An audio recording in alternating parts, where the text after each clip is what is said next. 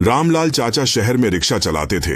उम्र भले ही 50 के पार थी, लेकिन दिल अब भी बच्चा था। वे गरीब जरूर थे, मगर बड़े नेक इंसान थे। जब भी कोई जरूरतमंद दिखता, वे उसकी मदद करने से पीछे नहीं हटते।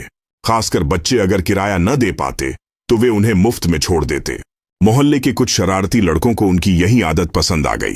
वे रोज कोई नया बहाना बनाकर चाचा से मुफ्त में सवारी करने लगे। कभी स्कूल की देर हो रही होती तो कभी घर में पैसे नहीं होते। चाचा सोचते कि ये मासूम बच्चे हैं, उनकी मदद करनी चाहिए। एक दिन चाचा ने देखा कि वही बच्चे जिन्हें वे मुफ्त में छोड़ते थे, किसी और के सामने उनका मजाक उड़ा रहे थे। वे हंसते हुए कह रहे थे, वो बूढ़ा कितना सीधा है, बस थोड़ा रोने का नाटक करो और मुफ्त की सवारी लो। चाचा का दिल टूट गया। उन्हें एहसास हुआ कि उनकी अच्छाई का फायदा उठाया जा रहा था। अब उन्होंने एक सबक सिखाने की। अगले दिन वही बच्चे फिर से आए, एक नए बहाने के साथ, और चाचा ने बिना किसी सवाल के उन्हें रिक्शे में बैठा लिया।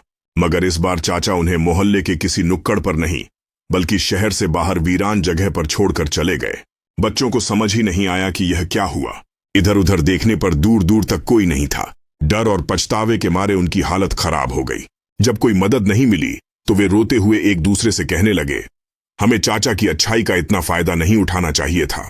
कुछ घंटे बाद चाचा वापस आए और बोले, किसी की अच्छाई का इतना फायदा मत उठाओ कि वो बुरा बनने पर मजबूर हो जाए। याद रखना, बुरा वही बनता है जो पहले अच्छा बनकर टूट चुका होता।